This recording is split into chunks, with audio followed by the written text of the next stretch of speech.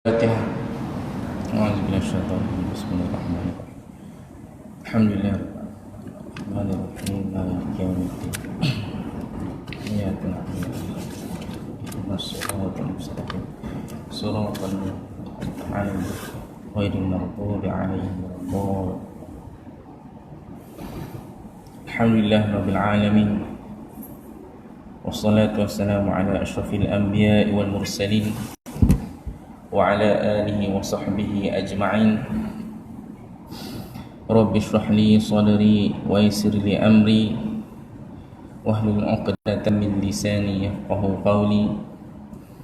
ففهمناها سليمان وكلا آتينا حكما وعلما وسخرنا مع داود الجبال يسبحن والطير وكنا فاعلين. أما بعد.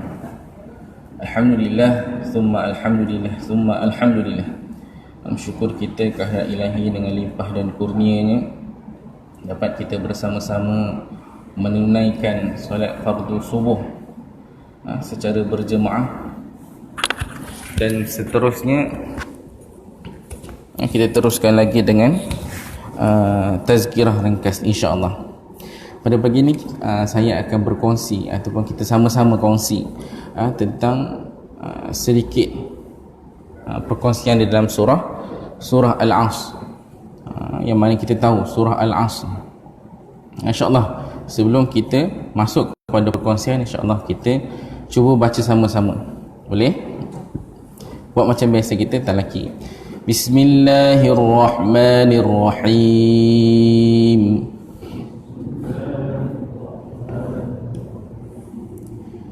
والعصر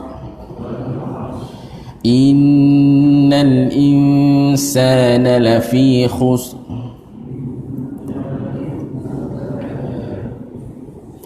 إلا الذين آمنوا وعملوا الصالحات وتواصوا بالحق وتواصوا بالصبر. Sadaqallahul azim. InsyaAllah surah ini, surah yang pendek ini dinamakan surah Al-Asr. Kita kenal semua. Surah ni termasuk dalam surah-surah Makkiyah, yang mana maksudnya Makkiyah ni surah ni diturunkan di dalam di Mekkatul Mukarramah. Maksudnya surah ni turun pada Nabi waktu tu Nabi di Mekah. Jadinya surah ni dinamakan surah Makkiyah. Dalam Quran ada dua je, satu Makkiyah, lagi satu Madaniyah. Tujuannya surah ni turun pada waktu tu ialah untuk menguatkan iman. Pada waktu tu orang-orang yang beriman pada generasi awal ni, pada zaman Nabi Muhammad SAW ni, ketika itu dia menghadapi tekanan, penindasan dan kezaliman. Dan jadi Allah turunkan surah ni, Allah suruh kita demi masa Allah suruh kita bersabar dalam surah ini. Kata Imam Syafi'i pentingnya surah ni, surah Al-Asr ni. Kata Imam Syafi'i, dia kata kalau Allah turunkan surah ini kepada manusia, cukuplah satu surah ni je, surah Al-Asr turun dekat manusia, cukup. Kata Imam Syafi'i. Sebab apa cukup? Kerana dalam surah ini dia dah menyebut perkara-perkara yang sangat penting dalam kehidupan manusia. Imam Syafi'i kata apa? Cukup je satu surah, tak payah banyak-banyak surah. Kata satu surah ni dah cukup untuk manusia. Sebab dalam surah ni kalau kita teliti betul-betul, memang banyak kisah tentang surah Al-Asr.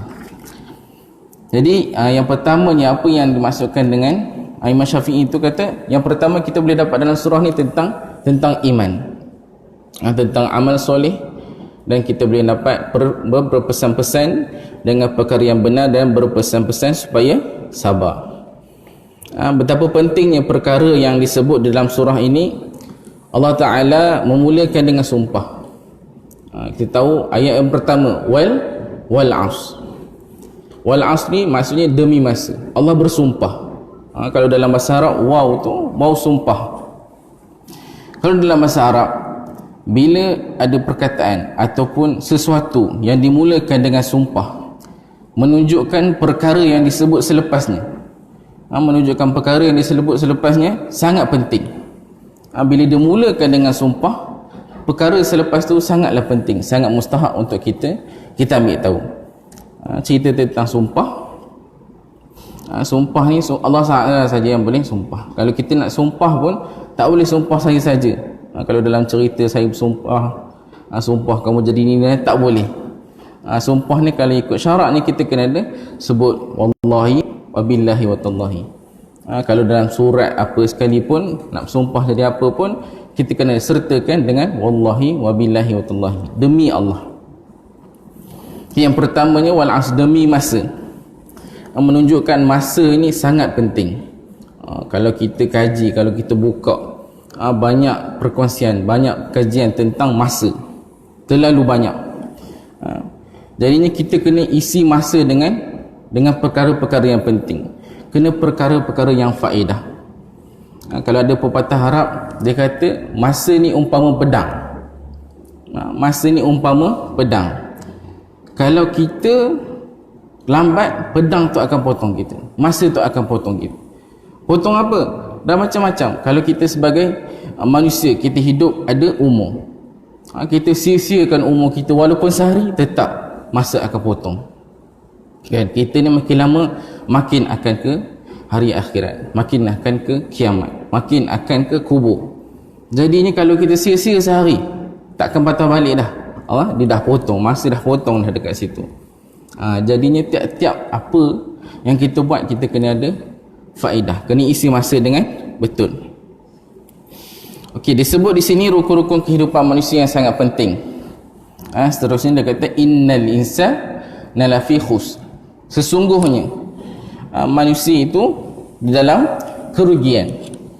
Allah sebut sini manusia, Allah tak sebut siapa-siapa. Allah tak sebut dia nabi ke, dia sultan ke, dia raja ke, dia menteri ke, siapa pun Allah sebut manusia, semua dalam kerugian. Tak kira lah siapa. Tetapi Allah sambung dengan ayat illal ladzina amanu, melainkan orang-orang yang beriman. Melainkan orang-orang yang beriman. Allah kata semua ni manusia ni dalam kerugian. Kita kena letak diri kita dalam kerugian. Tapi Allah kata apa? Orang yang tak rugi siapa? Orang yang beriman. Beriman macam mana? Beriman ni banyak. Kan kita beriman dengan rukun iman. Dasarnya kita beriman dengan Allah Subhanahu Wa Taala dan juga hari akhirat. Dan yang lain-lainnya kita beriman dengan malaikat, dengan kitab, dengan para rasul, dan juga beriman dengan qada dan qadar. Beriman ni kalau dalam kita rukun iman, kita tengok ada 6 rukun iman tu. Andai katalah kita beriman, kita kata kita iman 5 je, satu tak nak, contoh, tak sempurna iman. Dia bukan macam dalam matematik kan, kita tolak satu kita ada 5 lagi, tak apa, tidak. Iman bukan macam tu. Kita tolak satu, hilang semua. Tolak satu, terbatal iman. Kita kena percaya semua. Andai kata kita kata okey, aku percaya Allah, percaya ada malaikat, percaya ada rasul, hari akhirat kadang-kadang kitab tak nak percaya, Al-Quran tak nak percaya. Jadi ini tak boleh. Kena semua kita kena beriman, kena percaya. Tak boleh kita nak nafikan salah satu. Tak boleh kita kata okey aku punya iman ni kat sini tak nak. Tak boleh. Kan kita kena beriman sungguh-sungguh, beriman dengan semua yang dalam rukun iman. Iman ni sangat-sangat penting. Allah kata kita ni kena beriman. Tapi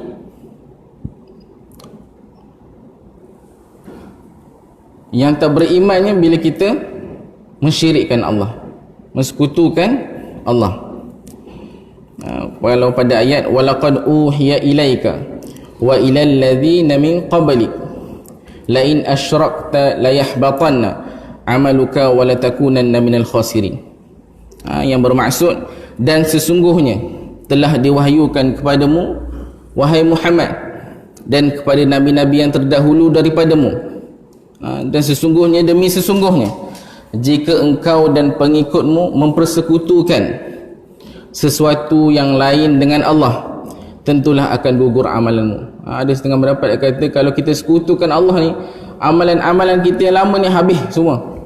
Kan tak kisahlah kita ni haji ke apa ke, tak kisahlah kita sebelum ni kita derma berjuta-juta, beribu-ribu, tapi bila kita mensekutukan Allah, kita syirik dengan Allah, habis amalan kita, gugur habis.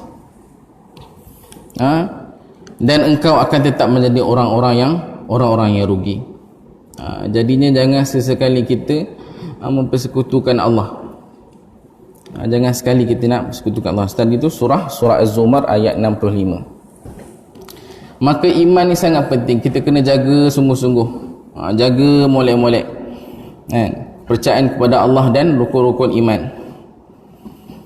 Kalau iman ni, kalau kita beriman tapi kita buat jahat, kita buat tak baik, kita buat dosa, ada lagi harapan untuk Allah ampunkan. Maksudnya kalau kita beriman, kita tak sekutukan Allah, tapi bukanlah kata kita benar akan buat jahat tu. Maksudnya ada kata kita buat dosa. Manusia ni, kita kenal manusia ni tak sering lari daripada dosa. Tapi kalau kita buat dosa, buat jahat, kita beriman, ada harapan Allah ampunkan. Yang Allah tak ampunkan, innallaha la yaghfiru an yushraka bih wa yaghfiru ma duna dzalika liman yasha. Sungguhnya Allah tidak mengampunkan dosa orang yang syirik. Allah tak ampunkan dosa orang yang syirik, menyekutukan Allah dengan sesuatu yang lain. Allah akan ampunkan dosa yang lain, tapi dosa syirik Allah tak ampunkan. Ada sebut dalam hadis, kalau yang pernah dengar tentang ada seorang lelaki ni, dia dah bunuh 99 orang. Dia berjumpa dengan seorang yang berilmu lah. Dia kata, adakah aku ni akan diampunkan dosanya? Jadinya orang yang pertama dia jumpa tu, orang yang berilmu tu kata tidak, dia bunuh seorang tu, cukup 100.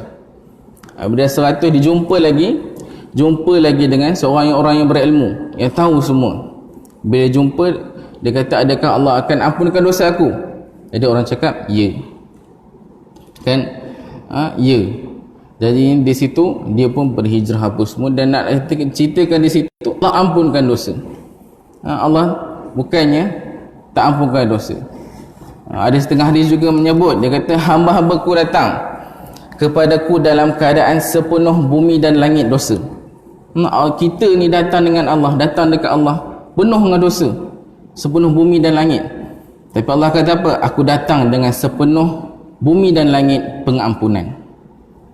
Allah, kita ni datang dengan dosa, kita takut macam mana, tapi Allah datang cakap kat kita, aku datang denganmu, kepadamu dengan sepenuh langit dan buminya pengampunan. Tapi dengan syarat kita kena beriman lah. Kena beriman, jangan mensyirikkan Allah. Dan seterusnya, wa'amilus solihat, dan mereka mengerjakan amal-amal yang soleh, amal yang baik. Kalau kita beriman saja tapi tak buat amal yang soleh, tak buat amal yang baik, tak jadi. Dia orang kata apa, takkik, rasa macam tak elok, tak sempurna. Kita kena ada iman, dan seterusnya kita kena ada amal yang soleh. Amal yang soleh ni tak semestinya kita kena beri ibadah. Tu bila disambung dalam surah ni, disambung pula dengan watawasau bil haq. Disebut pula dengan kebajikan. Dia kata suruh berpesan-pesan. Bila dia kata berpesan-pesan dengan kebenaran ni, dia tak kata seorang je kena buat kerja. Dia kata kita kena semua buat kerja.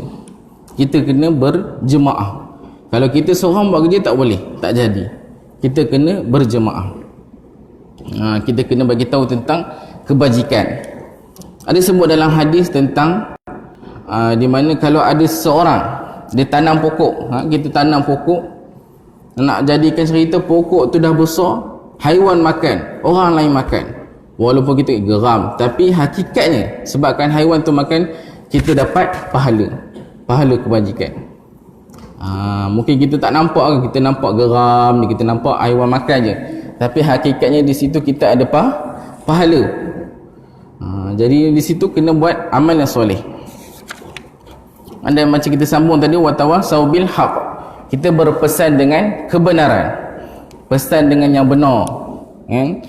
Kita kena pesan-pesan sungguh-sungguh, jangan pesan benda yang lara-lara, kan? Kita pesan benda yang sungguh. Kerana dekat atas dunia ni, kita ni manusia, siapa pun kita akan rasa kita betul, tak ada orang yang rasa dia salah. Nak kata syaitan buat apa ke bumi, dia kata dia betul, dia kata aku betul, tak ada salah. Fir'aun pun kata dia betul, tak ada kata dia salah. Jadinya kita ni sebagai berkumpulan bersama-sama berjemaah, kita kena berpesan-pesan, bagi tahu kita ni ada silap, bagi tahu okey yang ni betul, yang ni salah. Dikatakan Allah SWT disebut dalam Quran, al-haqqu min rabbik fala takunanna minal mumtari. Yang benar itu daripada Tuhan, jangan kamu masuk dalam kalangan orang yang ragu dan syak. Disuruh kita berjemaah, disuruh kita berapat, kan? Yang betul tu dekat Allah Subhanahu Wa Taala je, jangan tengok orang, jangan tengok orang lain. Kalau kita berasa Allah syariatkan kita supaya solat Jumaat, supaya mana apa, kita ni dalam seminggu kena juga sekali kena berjemaah ramai-ramai. Bukan di samping kita beribadah solat Jumaat itu, kita juga dapat jumpa orang, kita juga dapat berjemaah, bermasyarakat, dan di samping itu kita dapat nasihat menasihati. Itu Allah syariatkan solat Jumaat. Dan bila kita berkawan ataupun berjemaah ni, kita pergilah berjemaah kepada orang yang baik-baik. Kalau macam dalam hadis yang kita tahu tentang bandingan duduk di antara orang yang baik dengan orang yang jahat. Nabi kata bandingan dia antara minyak wangi, orang yang jual minyak wangi dengan orang yang buat tukang besi. Kalau kita duduk dengan orang jual minyak wangi ni, paling kurang pun kita dapat bau wangi dia, kita dapat untung daripada kita, dapat kebaikan. Tapi bila kita duduk dengan orang yang tukang besi ni, bau busuk satu, lepas tu dia punya percikan-percikan tu pun boleh merosakkan baju kita. Di situ menunjukkan kita akan rosak akhlak kita, rosak diri kita kalau kita duduk. Tapi kalau yang jenis kata masuk dalam golongan ini tapi untuk nak baikkan golongan ini, itu lain cerita, kan? Itu lain cerita. Tapi nak katakan Nabi bandingkan perkara ni, dan kita kalau kita rasa aku ni teruyung hayang, kan, kita ni kejap-kejap sini kejap sana, kita pergi dekat orang yang baik-baik. Mana tu dalam golongan orang yang baik-baik itu, tegur kita, nasihat kita, bimbing kita kepada jalan yang benar, insya-Allah. Dan bila kita ni dalam berpesan-pesan, jangan degil, jangan sombong, kan? Kita ni kadang-kadang ada setengah orang, bila kita ditegur, tak nak lah, mu siapa nak tegur aku? Tak, kata kamu siapa nak tegur aku ni, kan? Aku lagi hebat, lagi pandai, lagi besar, siapa nak tegur aku? Jangan sombong. Bila kita dah berpesan-pesan ni, jangan sombong. Kita kena terima, kita kena tengok. Nak katakan Nabi SAW dulu pun dia terima pandangan, dia terima pandangan sahabat. Dalam kisah kata apa, kisah perang Badar tu, di mana dia nak letak markas tu, Nabi kata okey, markas di sini. Tapi sahabat tanya, sahabat kata adakah ini wahyu ataupun pandangan sendiri? Jadi Nabi kata ini adalah pandangan peribadi. Jadi sahabat kata kalau ini pandangan peribadi, saya tak setuju, kan? Sebab di sungai tu dia kata kena letak depan. Kalau kita letak belakang, kita pakai sungai yang sama daripada orang orang jahat, kan, orang kafir belah sana.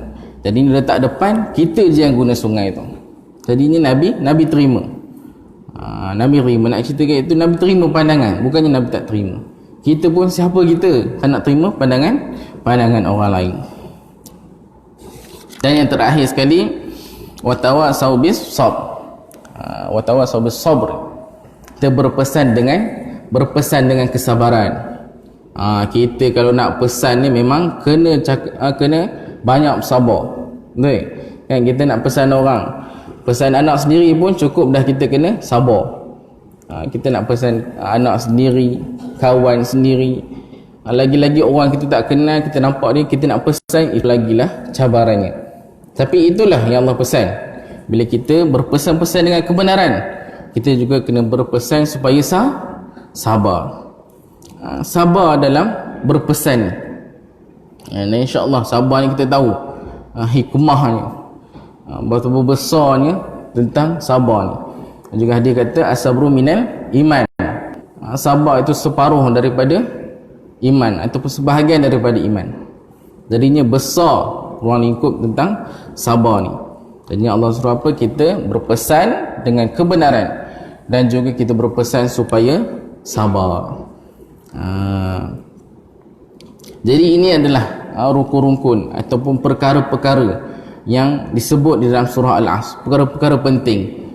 Perkara-perkara yang penting. Yang pertamanya kita diingatkan tentang iman. Seterusnya dia cakap tentang amal soleh, amal-amal yang baik. Dan seterusnya dia sambung lagi dengan bercakap ataupun berpesan dengan kebenaran. Dan akhirnya dia berpesan supaya kita suruh sabar. Jadi sekadar itu sahaja untuk pagi ini. InsyaAllah saya ringkas sahaja untuk surah Al-Asr.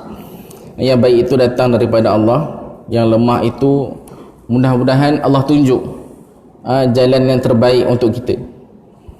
Kita pohon juga kepada Allah, kita minta juga, kita mohon kepada Allah, kita dari kalangan yang mendengar. Bila kita dari kalangan yang mendengar, kan, Allah, bila ada orang pesan dekat kita, kita dengar, kita sabar. Kita pohon juga supaya kita dari kalangan orang yang mendengar dan mengikut yang terbaik, insya-Allah. InsyaAllah apa yang saya sampaikan insyaAllah supayanya bermanfaat dan berfaedah pada pagi ini, insyaAllah. Jadi itu sahaja. Bila taufiq wal hidayah. Assalamualaikum warahmatullahi wabarakatuh. Kita tutup tazkirah kita pagi ini dengan tasbih kafarah dan surah Al-Asr. Subhanakallah, asyhadu an la ilaha illa anta, astaghfiruka wa atubu ilaik. Bismillahirrahmanirrahim. Wal 'asri innal insana lafi khusr illa alladziina aamanu wa 'amilus solihati wa tawassaw bis sabr.